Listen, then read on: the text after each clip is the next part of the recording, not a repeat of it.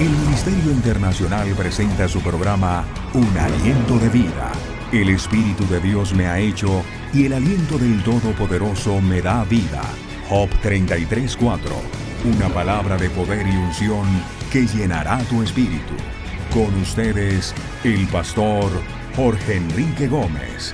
Bienvenidos. Qué bueno podernos conectar para estudiar y escudriñar la palabra de Dios. Hemos venido hablando del rapto y la segunda venida de Cristo. Hemos venido tocando varios temas concernientes con el mismo tema, o varios tópicos concernientes con el mismo tema. Y ha sido de gran bendición, pero también algunas personas aún siguen confundiendo el rapto, porque la Biblia habla de la venida del Señor con su segunda venida. Y hoy quiero tocar algunos aspectos importantes acerca de la segunda venida, que al mirar la palabra profética se nos abre el pensamiento, el panorama, y se nos abre lo que Dios quiere enseñarnos a través de su palabra. Permítame orar. Vamos a orar para que Dios en esta hora tome control de mi mente, de mi corazón, y esta palabra fluya a través de su vida, renueve su vida, cambie su vida, y usted pueda sentir el poder, el fuego de Dios. Padre, gracias te damos en este momento y venimos ante ti con acción de gracias, sabiendo que tú nos escuchas. Tu palabra dice, clama a mí y yo te responderé. Y te enseñaré cosas grandes y profundas que tú no conoces. Sujeto en esta hora mi mente, mi corazón, y lo sujeto a tu palabra, y lo sujeto, Señor, para que seas tú hablando y no sea una mente hinchada de conocimientos. Yo te pido, Padre, que en esta hora llegue tu paz a cada lugar, a cada persona que me ve, que llegue tu misma presencia, porque es tu presencia la que en esta hora invocamos. Es tu presencia la que en esta hora estamos pidiendo que se haga real y efectiva. Real. Que cada persona en esta hora pueda sentir el abrazo tuyo, Señor. No buscamos protagonismo. Tú eres el protagonista. No buscamos traer conocimiento. Tú eres la verdad y la vida. Tú eres la revelación del Padre, la cual nos ha sido manifestada a través de la Escritura, a través de tu visita a la tierra, y es manifestada a través del conocimiento que tú revelas a los hombres de Dios, a aquellos que son el fundamento de la iglesia, los apóstoles. Y cada vez que escudriñamos y entendemos, podemos comprender que tú eres un Dios real, que nos amas, que no deseas que ninguno se pierda. Ese no es el propósito tuyo. Por eso te pido, Padre, que traigas convencimiento. Te pido, Padre Celestial, que traigas en esta hora convencimiento a cada una de las personas que me ven. Y que sea tu nombre glorificado y manifestado en el nombre poderoso de Jesús de Nazaret, nuestro Señor. Amén. Alguien me decía que el rapto es igual que la segunda venida. Y me decía que en el rapto va a ser visible la presencia y aparición del Señor. Y yo le manifestaba y le decía, no, quizás no me he hecho entender. Y abre tu Biblia en Primera de Tesalonicenses, capítulo 4, versículo 15 al 17. Y dice la Biblia, por lo cual os decimos esto en palabras del Señor, que nosotros, que vivimos, que habremos quedado hasta la venida del Señor, no precederemos a los que durmieron. Porque el mismo Señor, con voz de mando, con voz de arcángel y con trompeta de Dios, descenderá del cielo y los muertos en Cristo resucitarán primero. Luego nosotros, los que vivimos, los que hayamos quedado, seremos arrebatados juntamente con el Señor en las nubes para recibir al Señor en el aire, y así estaremos siempre con el Señor. El martes ahondé diciendo que el anhelo de Dios es que nosotros estemos con Él. Él desea estar con nosotros. Dios anhela estar contigo. Tanto así que en tu vida habita Cristo. Y Él desea que cada día en tu vida se vaya llenando tu vida de esa plenitud de Cristo, dice el apóstol, hasta que lleguemos a la plenitud de Cristo. Y Dios desea, que ha dado su Espíritu Santo para que habite en el creyente. En el Antiguo Testamento el Espíritu Santo estaba sobre el creyente, o sea, le cubría, pero no podía estar dentro. Y no podía estar dentro, tanto así que Nicodemo no lo entendía, porque se necesitaba una regeneración interna que solo la puede dar el Espíritu Santo, pero el Espíritu Santo solo la da a aquellos que creen en la obra redentora de Cristo en la cruz. Yo debo primero mirar la cruz, creer en el que murió en la cruz, recibirlo como mi Señor, pedir perdón por mi pecado, el pecado que me aleja de Dios, que me apartó de Dios, que me hizo morir. Por eso Jesús le decía a Nicodemo, es necesario nacer de nuevo. Y cuando yo pido perdón y mi espíritu recibe vida, recibe la vida de Cristo, y entra en mí, entra en mi vida el Espíritu Santo y comienzo a comprender la Biblia. Si tú no la entiendes, algo está pasando. Es necesario creer, no necesitas sentir un choque, no necesitas sentir algo estrellita, no. Necesitas es creer que la obra no es tuya, sino la obra es de Cristo en ti y el Espíritu Santo. Y a medida que tú metes tu vida y te comprometes tu vida a leer la Escritura, vas a empezar a entender. Se habla de la segunda venida porque recordemos un pequeño paréntesis del día martes. Recordemos que se habla de la segunda venida porque en la primera venida vino Cristo hace más de 2000 y pico de años. Predicó el mensaje de salvación al pueblo de Israel. El pueblo de Israel rechaza ese mensaje. Se abre una puerta para que todo aquel que crea en él no se pierda, mas tenga vida eterna.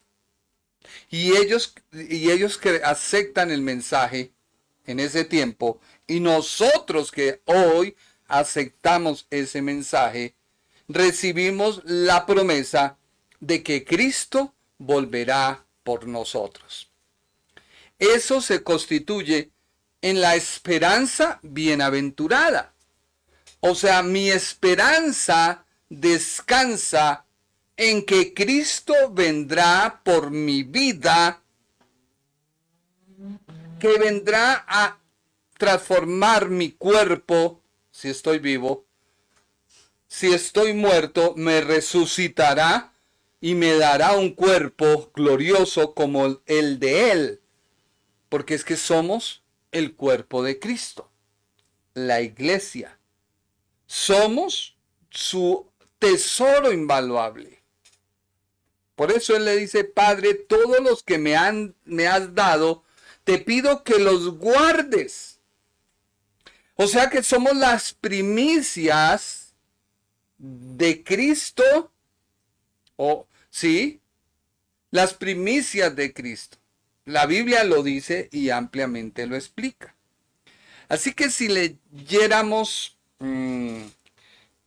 Tesalonicenses y pudiéramos extraer de él, el apóstol dice, decimos en palabra del Señor, nosotros que vivimos hasta la venida del Señor, el Señor mismo descenderá del cielo y los muertos en Cristo resucitarán. Nosotros los que vivimos seremos arrebatados juntamente con ellos en las nubes y recibiremos al Señor en el aire. Aquí están las características del rapto. El rapto es algo secreto, porque específicamente está diciendo el apóstol en Primera de Tesalonicenses, en Primera de Corintios, capítulo 15, versículo 51, que viene el Señor por segunda vez a un grupo determinado, a un grupo específico, a un grupo que creyó en Él, que Él les prometió llevarlos a donde Él estuviera y que Él mismo viene por ellos. Así que es muy diferente a la segunda venida, que tiene como objetivo primordial venir a Israel. Porque Israel, dice la profecía, que tendrá un Mesías libertador, un Mesías que vendrá a sentarse en el trono de David, tendrá como capital de gobierno Jerusalén y su reino será milenial. Y Dios enjugará toda lágrima y jugará juntamente el león con el cordero, el niño con la serpiente. Y habrá una paz que el mundo nunca la ha podido probar. Hoy vemos que la naturaleza de la carne es la pelea. Si usted coge y en una jaula mete un león y juntamente con el león mete un cordero, si el cordero tiene miedo al león y el león quiere destrozar al cordero. Esa es la naturaleza que el mundo tiene. La naturaleza de la carne. La naturaleza impulsiva. Es como yo quiera, cuando yo quiera. Todo eso en el milenio se derrumbará. Ahora, el apóstol habla de las características de la iglesia, porque la iglesia es algo secreto. La iglesia, Dios viene solo a llevar a aquellos que creyeron en Él. Así que se cree que la respuesta que dará el mundo, al mismo mundo, es que vinieron los ovnis y se llevaron un poconón de gente. Por eso hoy se ha abierto tanto el debate y se ha visto tanta presencia de ovnis, que son demonios, no existen. Si existieran, la Biblia no lo diría. La Biblia no lo revelaría. Pero la Biblia no lo manifiesta. Sino es un espíritu de engaño y de error que quiere confundir a la gente para que la gente no crea en la verdad del Evangelio y crean a fábulas. Será secreto. Vendrá por un grupo específico. Todo sucederá en las nubes. No todo ojo lo verá. No. Y tiene que suceder antes. Tiene que suceder antes de que empiece la gran tribulación. Y tiene que empezar antes, porque cuando Dios descendió para destruir a Sodoma y a Gomorra, recuerda usted, a causa del pecado, porque dijeron, hemos oído a causa del pecado, venimos a descender porque se ha corrompido estas ciudades, que lo único que queda es destruir. ¿Sí o no? Dios estaba con su amigo Abraham. ¿Recuerda? Y Dios dice, ocultaré lo que voy a hacer a Abraham. Dios dice, ocultaré a mi amigo lo que voy a hacer. Y es cuando se exclama estas palabras: no destruirás el justo, dice, con el impío. ¿Recuerda usted? Eso está en la Biblia. Venga, lo buscamos porque no está en mi sermón. Génesis capítulo 18, versículo 20. No está en el sermón, no lo proyectaremos, pero sí lo vamos a leer. Génesis capítulo 18, versículo 20. Entonces Jehová le dijo: por cuanto el clamor contra Sodoma y Gomorra se aumenta más y más, y el pecado de ellos se agrava en extremo, descenderé ahora y veré si han consumado su obra según el clamor que ha venido hasta mí, y si no, lo sabré. Y se apartaron los varones y se fueron hacia Sodoma. Pero Abraham aún estaba delante de Jehová. Y se acercó a Abraham y dijo: ¿destruirás también al justo con el impío? Y empieza el clamor de Abraham a Dios para decirle: hay 50. Y así llegó en su clamor hasta que no se halló a nadie. Tanto así que la esposa de Lot volvió a mirar atrás. Así que Dios no va a destruir o no va a permitir que el juicio que viene, que es algo tremendo, caótico, si hoy mucho cristiano que adormece al Espíritu Santo en su propia vida, hoy lo podemos ver, mucho cristiano, porque tiene un corazón corrompido, dañado, malo, perverso, no lo ha dejado regenerar, transformar.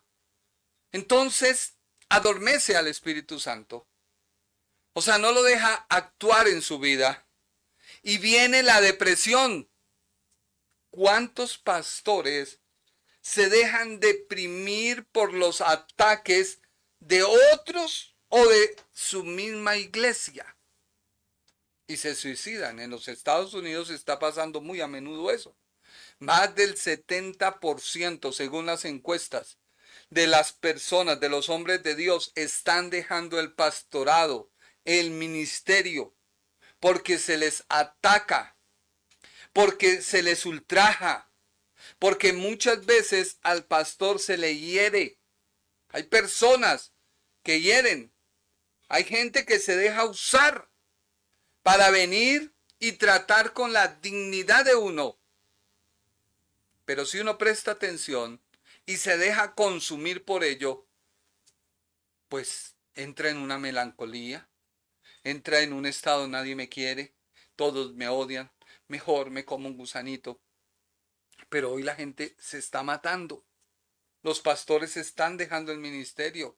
¿Cuántas cartas de pastores han pasado y se han leído en las redes sociales de ministros que tienen eso? ¿Cómo será cuando la iglesia, que es la que detiene que la corrupción del mundo sea peor? Y es que hay cualidades en esta juventud que no aceptan razones. Sus posturas son las que ellos dicen. Hoy veía una entrevista a un joven que el joven dijo, no podemos permitir que la biología, que viene de años atrás, sea transformada en este siglo porque a alguien se le dio por pensar que hoy es venado y es un venado. Entonces, como pensó, ya genéticamente es venado. Y vemos el ridículo de muchos que hacen queriendo ser perros, caballos, etc. Y él decía, no, biológicamente es inaceptable. Pero es que los derechos nos dicen, sí, puede decirse todo lo que usted quiera, pero la biología, la naturaleza dice, no es así. Pero la juventud quiere hoy que se le apruebe sus posturas. Imagínese usted. Así que el apóstol dice que habla, porque solamente hay dos partes de la Biblia, dos prácticamente textos que hablan del rapto. Y alguien me decía, pero es que usted solo se sustenta con Pablo. Y usted tiene que mirar y tiene que analizar. Sí, estamos de acuerdo. Primera de Tesalonicenses 4:15, Primera de Corintios y algunos otros pasajes, pero el mayor expositor de el rapto, el arrebatamiento, es el apóstol. Pero es que ¿quién le enseñó al apóstol? ¿Quién le instruyó? Dice Primera de Corintios, capítulo 15, versículo 8. Y al último de todos, como a un abortivo, me apareció a mí. O sea, ¿quién se presentó al apóstol Pablo? Jesús. Es que solo Jesús puede transformar tu vida. Cuando tú tienes un encuentro cara a cara con Jesús, tu vida no puede ser igual. Quizás tú dirás sí, yo te digo no, no puede ser igual, porque si tú tienes un encuentro con Jesús, debes y tienes que cambiar. Quizás tú crees que has tenido un encuentro con Él, pero no lo has tenido. Quizás tú podrás llorar, tú podrás sentimiento florecer, oras y lloras, pero no te has encontrado con Jesús. Pablo era un fariseo, creía en la resurrección de los muertos. Entonces alguien dice, como alguien, porque hoy se ataca a la escritura del apóstol Pablo, hasta allá ha llegado mucha gente, porque han encontrado que Israel volvió nuevamente a hablar hebreo. Entonces, al hablar nuevamente Israel su idioma, pues las escrituras que están en hebreo, ellos las pueden comprender. Pero nos olvidamos que para poder comprender la escritura, debo tener al Espíritu Santo.